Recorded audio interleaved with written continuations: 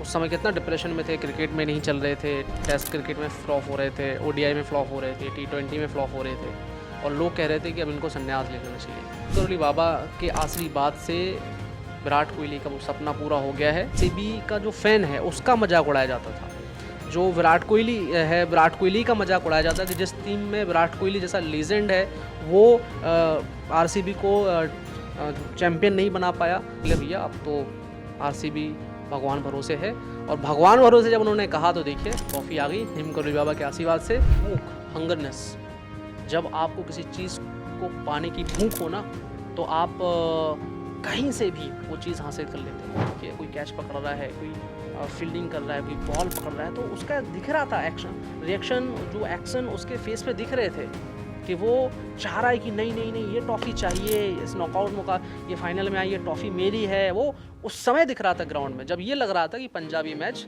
जीत जाएगी।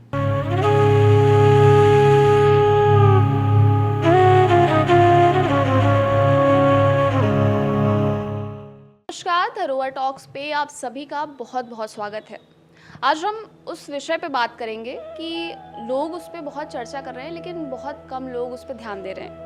18 साल बाद आरसीबी जीती है और कई लोग इसको आध्यात्मिक चीज़ों से जोड़कर देख रहे हैं, कई लोग कैची धाम से जोड़ करके देख रहे हैं, कुछ लोग नीम करौली बाबा के चमत्कार बता रहे हैं। तो चलिए हम अपने सर से पूछते हैं कि इस पर उनका क्या कहना है।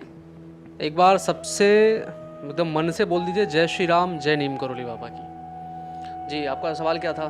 सर 18 साल बाद जो है आरसीबी जीती है, जी, तो इसमें कुछ बाबा का हाथ है, क्योंकि कुछ दिनों पहले भी बिल्कुल इसमें कोई शक नहीं है। आध्यात्म की शक्ति क्या है ये वही महसूस कर सकता है जो आध्यात्म से जुड़ा हुआ हो। और हम अगर बात करें नीम करौली बाबा से जुड़े रहने की, विराट कोहली की, अनुष्का शर्मा जो उनकी लाइफ में एक्स फैक्टर बन के आई हैं, और हर इंसान इस समय सोच रहा होगा कि हमारे जीवन में अनुष्का जैसी वाइफ हो। हाँ, तो अनुष्का जी ने विराट कोहली, जब अनुष्का की और विराट की शादी हुई, उन्होंने एकदम चेंज कर दिया और उन्होंने आध्यात्म की ओर विराट को मोड़ दिया। पहले विराट कोहली के स्टेटमेंट्स आते थे या उनको कई बार नॉन वेजिटेरियन एज ए तौर पे देखा जाता था, वो नॉन वेज खाते थे, कई बार वो चिकन या बहुत सारी चीज़ें नॉन वेज का आहार करते थे। लेकिन जब से अनुष्का आई उनको प्रॉपरली आध्यात्मिक बना दिया। और 2022 में जब पहली बार कैंची धाम गए थे विराट कोहली, हनुमानगढ़ी गए थे, तो उस समय कितना डिप्रेशन में थे, क्रिकेट में नहीं चल रहे थे, टेस्ट क्रिकेट में फ्लॉप हो रहे थे, ओडीआई में फ्लॉप हो रहे थे, T20 में फ्लॉप हो रहे थे और लोग कह रहे थे कि अब इनको संन्यास ले लेना चाहिए। तो जैसे वो कैंची धाम से लौटे थे और उन्होंने आके ही सेंचुरी लगाई थी ओडीआई क्रिकेट में, अगर आपको याद हो तो। और उसके बाद फिर उनका ज़बरदस्त कमबैक हुआ पाकिस्तान के अगेंस्ट, उन्होंने जिस तरह से मैच जिताया इंडिया को। और अब जो आप बोल रही हैं T20, जो इंडिया में T20 लीग चल रहा था, IPL, तो बिल्कुल नीम करौली बाबा के आशीर्वाद से विराट कोहली का वो सपना पूरा हो गया है, जो 18 साल से उनको एक इच्छा थी, क्योंकि उन्होंने हर तरह से रन बनाए हैं, हर जगह उन्होंने भारत के लिए एक अलग ही पहचान दी है क्रिकेट में। और जब वो IPL खेल रहे थे तो बहुत सारे लोग उनको ट्रोल कर रहे थे, बहुत सारे लोग उनको ये इस तरह से मजाक बनाया जाता था, जो आरसीबी का जो फ़ैन है उसका मजाक उड़ाया जाता था, जो विराट कोहली है विराट कोहली का मजाक उड़ाया जाता है कि जिस टीम में विराट कोहली जैसा लीजेंड है वो आरसीबी को चैम्पियन नहीं बना पाया। तो मुश्किल है, अब तो मुश्किल है। और ये कब क्यों कहा जा रहा था? क्योंकि देखिए एक टाइम था जब दुनिया के सबसे बड़े लीजेंड क्रिकेटर, प्लेयर्स अगर कहीं पे हैं तो वो आरसीबी में हैं। AB डिविलियर्स, क्रिस गेल और विराट कोहली और ऐसे कई बड़े बड़े खिलाड़ी जो उस समय ये मादा रखते थे कि वो आरसीबी को विनर बना दें, लेकिन वो नहीं उस समय बना पाए। तो लोग को कह रहे थे कि मुश्किल है भैया, अब तो आरसीबी भगवान भरोसे है। और भगवान भरोसे जब उन्होंने कहा तो देखिए ट्रॉफी आ गई नीम करौली बाबा के आशीर्वाद से। और अभी उससे पहले जब अभी पाकिस्तान और इंडिया का वॉर चल रहा था तो अनुष्का जी विराट कोहली को प्रेमानंद जी महाराज के यहाँ लेके गई, और जब मैंने उनको प्रेमानंद जी महाराज के सामने देखा, इतना बड़ा लेजेंड, देखिए नगमस्तक है उनके सामने, झुका हुआ है, एकदम अपने आप को समर्पित करके बैठा हुआ है। तो अब अंदाज़ा लगा लीजिए आपकी क्या क्या एनर्जी रही होगी, क्या अध्यात्म की शक्ति, क्या वो विश्वास, क्या वो आस्था विराट कोहली का है नीम करौली बाबा पर, हनुमान जी पर और प्रेमानंद जी महाराज जो एक संत हैं उनके मार्गदर्शन पर। सर आपको क्या लगता है कि ये जो ट्रॉफ़ी जीती है उसमें कुछ इत्तेफाक है या मतलब ऐसे कह लें कि बाबा नीम करौली की वजह से या प्रेमानंद महाराज जो उनको इतना पॉजिटिव और इतनी पॉजिटिविटी उनके अंदर भर देते हैं कि उन्होंने ये ट्रॉफ़ी जीत ली। देखिए, पहली चीज़ मैं आपको बताऊं कि अब कोई लोग ऐसे कह रहे होंगे कि मेहनत मेहनत मेहनत, टीम अच्छी होगी तो जीत गए। अब मैं भी मान लेता हूँ कि टीम अच्छी होगी, उन्होंने कंट्रीब्यूशन किया होगा, उन्होंने डोमिनेशन दिखाया होगा तो जीत गए। बट उसका दूसरा अगर नज़रिए से देखा जाए, दूसरे पर्सपेक्टिव से देखा जाए तो 18 साल से सूखा था, ठीक है। उसके बीच में है जब विराट कोहली प्रेमानंद जी महाराज के पास जाते हैं और प्रेमानंद जी महाराज उनको बहुत अच्छी अच्छी बातें बताते हैं, उनको बहुत ज्ञान की बहुत गहराई वाली बातें बताते हैं और वही समझ सकता है ये बातें जो वो फील कर पा रहा हो, जैसे कि विराट कोहली। तो मेरा तो यही मानना है कि विराट कोहली ने नीम करौली बाबा से ये अर्जी तो पक्की लगाई होगी, नीम करौली बाबा से ये पक्के में कहा होगा कि प्रभु बस एक ट्रॉफ़ी दिला देना, अगर मैं रिटायरमेंट भी ले लूँ आईपीएल से तो ये टाइटल ना रह जाए कि विराट कोहली 18 साल आरसीबी में रहा लेकिन उसको कोई ट्रॉफ़ी नहीं मिली। अब किसी को ये कहने को नहीं रह जाएगा कि विराट कोहली 18 साल आईपीएल में था लेकिन 18वें साल में वो ट्रॉफ़ी जिताया। और सबसे बड़ी बात लॉजिकल पता है क्या है, विराट कोहली का 18 जो है जर्सी नंबर है और 18वां ये सीज़न था और 18वीं ये ट्रॉफ़ी विराट कोहली को मिली। तो कितना कोइंसिडेंटली चीज़ें हुई हैं तो देख ही नहीं, आप समझ सकती हैं। सर मैंने एक अभी बयान देखा जो हनुमानगढ़ी मंदिर के जो महंत हैं उन्होंने कहा कि विराट कोहली यहाँ पे आए और वहाँ पे आने के बाद में उन्हें इतना रिलैक्स महसूस हुआ, इतना अच्छा लगा, उसके बाद में ही उन्होंने ये ट्रॉफ़ी जीती है। देखिए, विराट कोहली जो अभी आपने बयान देखा होगा, हनुमानगढ़ी मंदिर नैनीताल की बात कर रही हैं आप, नैनीताल की बात कर रही हैं। हनुमानगढ़ी मंदिर जो नैनीताल में है उनके जो महंत हैं एमपी सिंह जी, तो एमपी सिंह जी से जब मैं मिला था तो एमपी सिंह जी वो महंत हैं वहाँ के हनुमानगढ़ी के, जो बहुत पहले से हैं और सिद्धि माँ के बहुत मानने वाले हैं। सिद्धि माँ, आपके सवाल का जवाब मैं दे रहा हूँ, सिद्धि माँ जब थी तब एमपी सिंह जी थे और एमपी सिंह जी शायद बैंक में थे।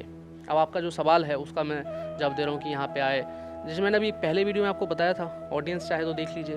हनुमानगढ़ी क्या है, हनुमानगढ़ी एक ऐसी जगह है जहाँ आपके अंदर जो नेगेटिविटी हैं या जो भी वीकनेसेस हैं या आपकी चीज़ों को रुकावट है आपके क्षेत्र में, जैसे आप मेहनत बहुत कर रहे हो, आप लड़ रहे हो किसी चीज़ को पाने के लिए बट आप वहाँ तक रीच नहीं कर पा रहे, आप पहुँच नहीं पा रहे, आपको सफलता नहीं मिल रही। हनुमानगढ़ी वो मंदिर है जहाँ से आपके बंद दरवाजे खुल जाते हैं, ये मैंने पिछले वीडियो में आपको बताया था। और विराट कोहली 19 नवंबर आई थिंक 2022 में हनुमानगढ़ी गए थे, नीम करौली बाबा के दर्शन किए, हनुमान जी का दर्शन किए। और हनुमानगढ़ी तो बहुत बड़ा दिव्य धाम है, लोग पता नहीं कैंची धाम जाते हैं जो नीम करौली बाबा को मानने वाले हैं, लेकिन सबसे बड़ा जो धाम है, जो स्टार्टिंग जो होती है वो तो हनुमानगढ़ी से होती है। हनुमानगढ़ी में नीम करौली बाबा की बहुत शक्तियाँ हैं, बहुत सिद्धियाँ वहाँ पे मौजूद हैं।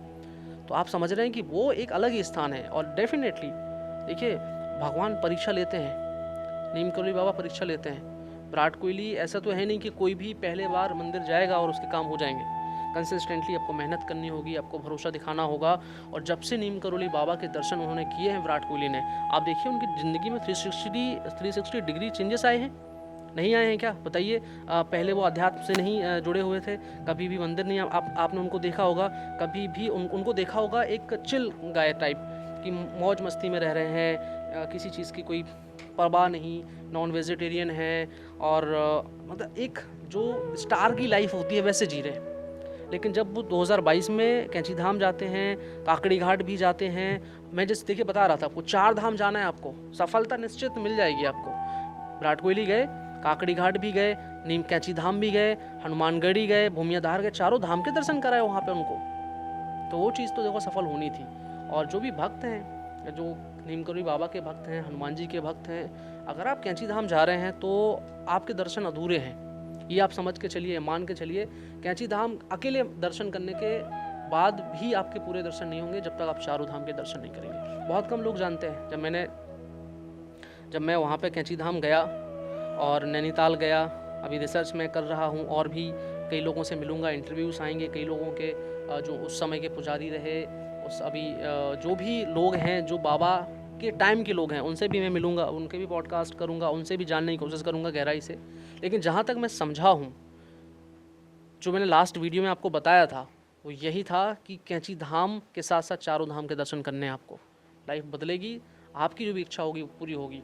और हाँ, थोड़ा टाइम लगेगा लेकिन आपको कंसिस्टेंटली वर्क करना पड़ेगा। और विराट कोहली की कंसिस्टेंसी देखी है, 18 सीज़न खेले उन्होंने और आप देख लीजिए सबसे ज़्यादा रन विराट कोहली ने बनाए हैं आईपीएल में। सर इसके पहले भी उन्होंने काफ़ी रन बनाए हैं, लेकिन उसके पहले उन्हें कभी ऐसा जीत हासिल नहीं हुई, कभी उन्होंने ट्रॉफ़ी नहीं जीती। लेकिन इस बार उन्होंने रन भी बनाए और उन्हें ट्रॉफ़ी भी मिली, तो इसके पीछे क्या लॉजिक है? भूख, हंगरनेस। जब आपको किसी चीज़ को पाने की भूख हो ना, तो आप कहीं से भी वो चीज़ हासिल कर लेते हो। एक स्टोरी मैं सुनाता हूँ, एक सुकरात की स्टोरी है। एक युवा आता है सुकरात के पास, वो कहता है मुझे ना जीवन में सफलता चाहिए, कामयाबी चाहिए, ठीक है, मेरा कोई लक्ष्य है, मुझे लक्ष्य पाना है। बोले अभी नहीं बताऊँगा, कोई रहस्य बताइए, कैसे मिलेगा? सुकरात से पूछते हैं कैसे मिलेगा, रहस्य बताइए। बोले नहीं, अभी नहीं मिलेगा। बोले सुबह आइए, सुबह 4 बजे आइए, नदी में मैं स्नान करता हूँ तब आइए। सुबह 4 बजे सुकरात नदी में स्नान कर रहे होते, वो लड़का भी आता है। सुकरात कहते हैं नदी में आ जाओ बेटा, नदी में बुला लेते हैं और उसके बालों को पकड़ कैसे पानी में डुबा देते हैं। पानी में डुबा देते हैं और कई सेकंड तक डुबा के रखते हैं जब तक वो फड़फड़ाता नहीं है, और फिर खोलते हैं। और जब खोलते हैं तो वो कहता है, जोर जोर से सांस लेने लगता है और घबरा जाता है अचानक से। फिर से उसको डुबा देते हैं, फिर खोलते हैं। फिर जब ऐसे करता है तो सुकरात उससे पूछते हैं कि तू जब पानी में था और पानी में सबसे ज़्यादा तुझे ज़रूरत किस चीज़ की थी, क्या चाहिए था, सफलता क्या चाहिए था? बोले सांस चाहिए थी।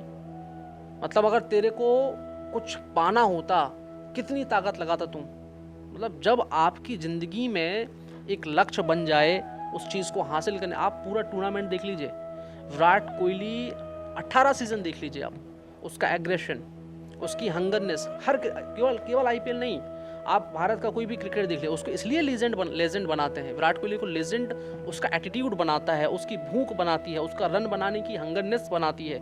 वो विराट कोहली को एक विराट नाम मिलता है। देखिए नाम से विराट होना नहीं, विराट हो, कई लोग ऐसे जिनके नाम विराट हैं, लेकिन उसने नाम के साथ काम से इतने विराट काम कर दिए, इसलिए वो उसको किंग कोहली के नाम से जाने लगा। हंगरनेस बहुत ज़रूरी है, भूख बहुत ज़रूरी है काम की।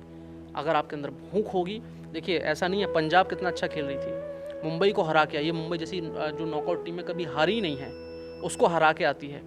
पंजाब मुंबई को हरा के आती है। पंजाब की टीम में एक समय ऐसा लग रहा था कि ये चेस कर जाएंगे, बट लेकिन वहाँ दोनों तरफ आप विराट कोहली का एग्रेशन देखिए, कोई कैच पकड़ रहा है, कोई फील्डिंग कर रहा है, कोई बॉल पकड़ रहा है, तो उसका दिख रहा था रिएक्शन, जो एक्शन उसके फेस पे दिख रहे थे कि वो चाह रहा है कि नहीं नहीं नहीं, ये ट्रॉफी चाहिए, इस नॉकआउट मौका, ये फाइनल में आई, ये ट्रॉफी मेरी है। वो उस समय दिख रहा था ग्राउंड में, जब ये लग रहा था कि पंजाब ये मैच जीत जाएगी।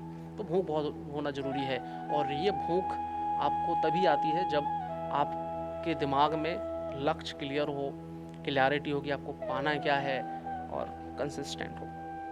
सर बहुत सारे लोग ऐसे हैं जो कह रहे हैं कि जो विराट कोहली हैं और अनुष्का शर्मा है, या जो बड़े बड़े अभिनेता हैं, नेता हैं, तो वो लोग कैची धाम जाते हैं। तो बहुत लोगों का कहना है कि वो पब्लिसिटी के लिए जाते हैं, तो क्या ऐसा सच है? जो लोग ऑलरेडी स्टार हैं, जिनको ऑलरेडी लोग करोड़ों लोग जानते हैं, उन्हें किसी पब्लिसिटी की ज़रूरत नहीं है। और वो मुझे नहीं लगता कि कैंची धाम जैसे पवित्र धाम को वो पब्लिसिटी स्टैंड बनाएंगे या पब्लिसिटी के लिए वहाँ जाने की कोशिश करेंगे। मुझे ऐसा बिल्कुल नहीं लगता है। कैंची धाम हुआ या कोई भी मंदिर हुआ, वो आस्था, धर्म और विश्वास और श्रद्धा का प्रतीक है, और वहाँ लोग सिर्फ अपनी दिल की इच्छाएं लेके जाते हैं, अपने आप को सुकून देने के लिए जाते हैं। आप भी जब मंदिर जाती हैं तो इसलिए नहीं जाती कि आपको फ़ोटो वीडियो बनाने, इसलिए जाती हैं कि आप भगवान से कुछ तो बोलना चाहती हैं जो अपने मम्मी पापा से नहीं बोल पाती हैं, जो अपने भाई से, परिवार से, फ्रेंड से, पति से, पत्नी से, आप किसी बच्चों से नहीं बोल पाती, वो आप भगवान से बोल पाती हो। क्योंकि कुछ तो चीज़ें ऐसी रही जाती हैं जो आप सिर्फ ईश्वर को ही बताना चाहते हो, और इसीलिए लोग मंदिर जाते हैं, ईश्वर से मिलने के लिए जाते हैं, भगवान से कनेक्ट करने के लिए जाते हैं, पब्लिसिटी के लिए नहीं जाते हैं।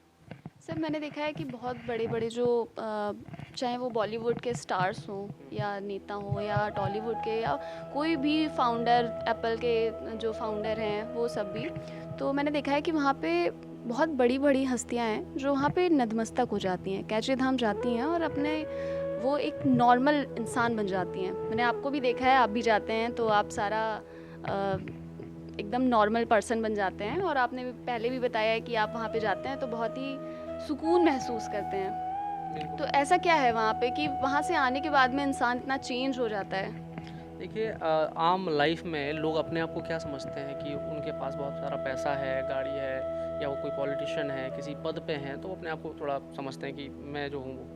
लेकिन एक राजा है, एक पिता है, एक शक्ति है, जिसके आगे हम एक कंकड़ मात्र नहीं है। वो ईश्वर है, वो अदृश्य शक्ति है, जिसे हम अलग अलग रूपों में मानते हैं।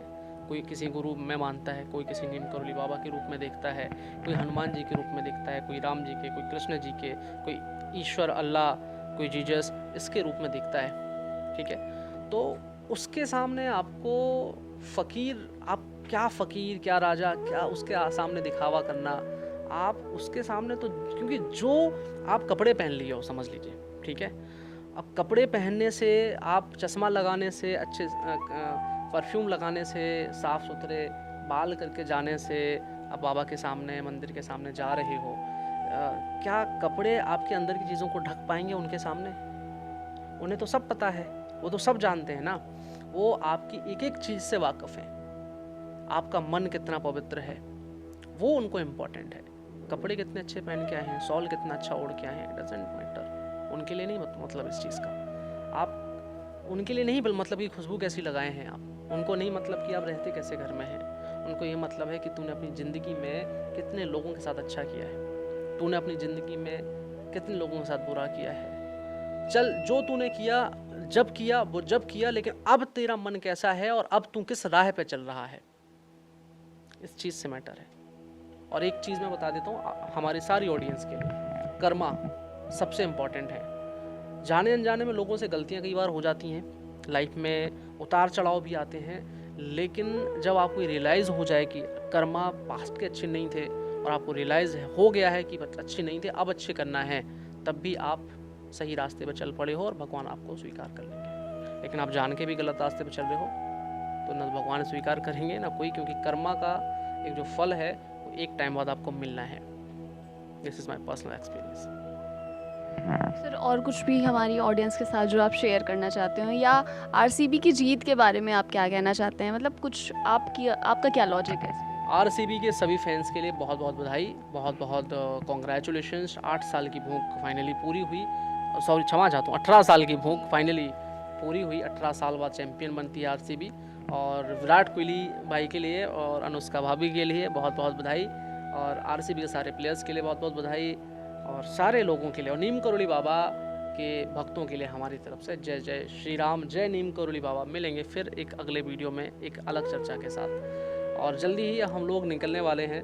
आप लोगों का अगर सहयोग रहा, आप लोगों का आशीर्वाद रहा, तो जल्दी ही हम टूर पे निकलने वाले हैं, जहाँ नीम करोली बाबा के मंदिर हैं, हम वहाँ जाने वाले हैं, वहाँ की स्टोरी कवर करने वाले हैं। इतनी स्टोरी हैं बाबा की, इतनी कथाएँ हैं कि एक एक कथा से, एक एक स्टोरी से आपको ज़िंदगी में चलना कैसे है उसका रास्ता दिख जाएगा। एक एक कहानी से, एक एक स्टोरी से, एक एक बात से, जहाँ जहाँ हम नई नई स्टोरियाँ कवर करेंगे। क्योंकि मैं पढ़ा हूँ भाई साहब, मैंने देखा है, आप का जो दिमाग का जो ढक्कन है ना वो खुल जाता है। जब दिमाग कहीं से कुंद हो जाता है तो काम नहीं करता। हम लोग कई बार ऐसी चीज़ों में फंस जाते हैं, आपको नहीं पता कि आप क्या करना है, कहाँ कदम बढ़ाना, आप फंसे रहते हैं। कई बार जो उसको डिप्रेशन का रूप दे देते हैं, फ्रस्ट्रेशन, एंजाइटी, इसका नाम लोग देते हैं ना, उस चीज़ से एक ही चीज़ निकाल सकती है, वो है ज्ञान। और ज्ञान है कथाओं में, ग्रंथों में, कहानियों में। आप भगवत गीता पढ़ लो, नहीं पढ़ना है तो हमारे साथ आ जाओ। हम नीम करोली बाबा हर एक कहानी में एक मैसेज दे के गए हैं। हर एक स्टोरी जो उनकी हैं, जो उनके चमत्कारों की कहानियाँ हैं, जो उनके ज्ञान जो है उनका है, उसमें वो बता के गए हैं। और हर एक ज्ञान में आप चाहे किसी भी मुसीबत में फंसे हो, आपको रास्ता नज़र आएगा, इसका प्रॉमिस है। टू बी वेरी ऑनेस्ट, मैंने खुद भी सर के कैबिन में और एक चीज़ और, ये जो लड़की है, ये जब भी मैं इसको ये चीज़ें बताता हूँ नीम करोली बाबा के बारे में या कुछ भी बताता हूँ, ये पता नहीं, ये स्टार्टिंग में तो बड़ी एनर्जेटिक होके आती है, बहुत कुछ, ये बोल्ड हो जाती है, एकदम बोल ही नहीं पाती, एकदम साइलेंट, शायद वो बाबा के ख्यालों में खो जाती है। आपकी बातें सुनने के बाद मैं थोड़ा सा सोचने लगती हूँ कि क्या सच में ऐसा है। बिल्कुल है, बिल्कुल है, क्योंकि ये देखिए, आप फील करेंगी, जब चीज़ें होंगी तो आप फील करेंगी, जब आप फील करेंगी तब चीज़ें ऑटोमेटिकली दिख जाएंगे, क्योंकि मैं तो फील किया हूँ। देखिए पता है क्या होता है राशि, नीम करोली बाबा की एक स्टोरी और है, मैं स्टोरी नहीं है, कुछ चीज़ें हैं नीम करोली बाबा के साथ। आपको ये लगता है कि नीम करोली बाबा आपकी नहीं सुन रहे हैं, आपको ऐसा लगता है कि यार कुछ नहीं होता बाबा माबा। कभी कभी जो लोग भक्त होते हैं ना बहुत, तो जब उनकी एक्सपेक्टेशन होती हैं, जब पूरी नहीं होती तो नाराज़गी तो होती है भक्तों की भी बाबा से या हनुमान जी से, तो वो पूरी नहीं होती, तो वो कहते हैं यार कोई नहीं होता है बाबा माबा, अगर बाबा होते तो मुझे इस मुसीबत में नहीं फंसाते, अगर बाबा होते तो मुझे इन चीज़ों से बचा लेते, ये लगने लगता है। लेकिन वो जो मुसीबत में फंसे थे, वो उतना टाइम जब निकल जाता है, उसके बाद एक नया दरवाज़ा खुलता है, नया रास्ता दिखाई देता है। अरे बाबा ने मुझे इस मुसीबत में इसलिए फंसाया क्योंकि मुझे उधर एक बहुत लंबी छलांग लगानी थी, और अगर मुसीबत में नहीं फंसा होता तो लंबी छलांग नहीं लगा पाता। यानी कि आप फंसे थे कुछ समय के लिए, लेकिन जब आपने छलांग लगाई तो जितने समय फंसे रहने से आपका समय बर्बाद हुआ, आपकी ग्रोथ रुकी, उससे 10 टाइम आपकी ग्रोथ ऊपर हो गई, आपके जीवन में बदलाव हो गया, परिवर्तन आ गया, सक्सेस हो गया। ये बाबा का है फैक्ट। जब भी आपको लगेगा ऐसा, आप ये मान के चलिएगा कि अभी जब आपको लगेगा बाबा नहीं मानते, आप ये समझ लीजिएगा, जो भी भक्त हैं बाबा के, जब आपको लगेगा कि बाबा नहीं हो कुछ होते, बाबा हमारी बात नहीं सुनते, बाबा सब झूठ बोलते हैं, नीम करोली बाबा में कोई शक्ति नहीं है, नीम करोली बाबा के अंदर कोई पावर नहीं है, नीम करोली बाबा के अंदर कोई एनर्जी नहीं है, नीम करोली बाबा सिर्फ जो लोग हैं वो बेवकूफ़ बनाते हैं, बाबा एक इंसान थे, बाबा के अंदर कोई शक्ति नहीं थी। जब ये आपको लगे तब आप समझ लीजिए कि अब परीक्षा चालू हुई है, अभी बाबा ने परीक्षा लेना चालू किया है, और अब देखिए नीम करोली बाबा कैसे लाइफ बदलते हैं। मैं यहाँ पे आती बहुत सारे क्वेश्चंस के साथ हूँ, लेकिन जब सर की बातें सुनती हूँ तो मैं सारे क्वेश्चंस भूल जाती हूँ। ऑनेस्टली बताऊँ, सर की जो किताबें और जो कहानियाँ हैं उनको सुन के मैं थोड़ा सा सोचने पे मजबूर हो जाती हूँ। और अगर आप ऐसी और भी वीडियोस देखना चाहते हैं तो हमारे साथ बने रहें। और जैसे सर ने बताया कि हम लोग और भी स्टोरीज़ कवर करने जा रहे हैं, तो सर कहाँ जा रहे हैं हम लोग? हम लोग अभी जितने भी नीम करोली बाबा के मंदिर हैं भारत में, ठीक है, सारे मंदिरों में हम जाएंगे। पहला मंदिर जो मैं अभी प्लान कर रहा हूँ वो है बबनिया गुजरात, जहाँ से नीम करोली बाबा का लक्ष्मण दास की जो कथा स्टार्ट हुई थी, तलैया बाबा की जो कथाएं हैं कि वो तालाब में जाके तपस्या करते थे, और नीम करोली जब वो आए स्टेशन, वो कहानी, तो मेन कहानी उनकी बबनिया से स्टार्ट हुई थी, जहाँ एक आश्रम में रहकर उन्होंने कई सालों तक तपस्या की थी। वहाँ भी एक पॉलिटिक्स हुई थी, पॉलिटिक्स के चक्कर में उन्होंने कहा कि लोगों को ऐसा लग रहा है कि कहीं इस बच्चे को, क्योंकि नीम करोली बाबा के अंदर बचपन से ही कुछ अलग दिव्यता थी, कुछ अलग ही तेज था, तो हर आश्रमों में भी, संतों के बीच में भी पॉलिटिक्स होती है। मतलब सब थोड़ी अच्छे संत होते हैं, तो कुछ लोगों के बीच में पॉलिटिक्स होती है। उनको लगने लगा कि कहीं ऐसा ना हो कि ये बच्चा जो है हमारा, क्योंकि गुरुजी का फेवरेट थे वो, गुरुजी जो वहाँ के जो मेन महंत थे वो बहुत पसंद करते थे नीम करोली बाबा को, तो उन्हें ये लगता था कि बाकी जो उनके और शिष्य थे कि यार ये बच्चा जो है हमारे गुरुजी की जगह ले लेगा, और गुरुजी भी इनको इतना स्नेह करते हैं, तो पॉलिटिक्स करने लगे। और ये बाबा को समझ में आ गया। जब ये नीम करोली बाबा को समझ में आया तो उन्होंने बिना बताए ही आश्रम छोड़ दिया। फिर वो बबनिया आए, एक तालाब में रह के, पानी में रह के तपस्या किया करते थे। बहुत कथाएं हैं, और कितनी सच्ची हैं, कितनी गहराई है, मैंने जो किताबें किताबों में पढ़ा है उतने तक नहीं रुकेंगे हम, वहाँ जाके बात करेंगे, हम वहाँ बात करेंगे, वहाँ जिन लोगों ने, जो संतों ने, जो भी लोग वहाँ उस समय रहे होंगे, उनसे बात करूँगा कि कितना फैक्ट है इन सब चीज़ों में। अगर आप भी ये सारी चीज़ें देखना चाहते हैं और नीम करोली बाबा से जुड़ी जो उनके पहले पास्ट लाइफ की चीज़ें हैं उनको जानना चाहते हैं, तो आप हमारे धरोहर टॉक्स पे ऐसे ही जुड़ें और ज़्यादा से ज़्यादा लोगों को ये चीज़ें शेयर करें। और फिर मिलते हैं बाबा की एक वीडियो के साथ। हमारा एक इंस्टाग्राम अकाउंट भी है यार, धरोहर टॉक का, उसको ज़रूर फॉलो करें यार, उस पर भी रील्स आती हैं, आप लोगों को पसंद है ना स्टेटस लगाना, जब भी आप रिलेट करते हैं, तकलीफ़ें होते हैं तो आप बाबा के स्टेटस लगाते हैं, खुशी होती है, मैं तो लगाता हूँ ना। तो यार आपको भी पसंद होगा ना यार लगाना, तो यार फॉलो करिए ना जाके इंस्टाग्राम पे, वहाँ से स्टोरी ले सकते हैं आप डायरेक्टली। और ज़्यादा से ज़्यादा फॉलो करिए उसको भी, इंस्टाग्राम पे भी फॉलो करिए, और फेसबुक पे भी है, वहाँ भी फॉलो कर लीजिए। और अगर इधर से आपको मन नहीं भरा है तो व्हाट्सअप पे भी आ जाइए, व्हाट्सअप पेज भी है हमारा, उसको भी जाके फॉलो कर लीजिए, ठीक है। सारी लिंक्स हम आपको बायो में दे देंगे। जय श्री राम।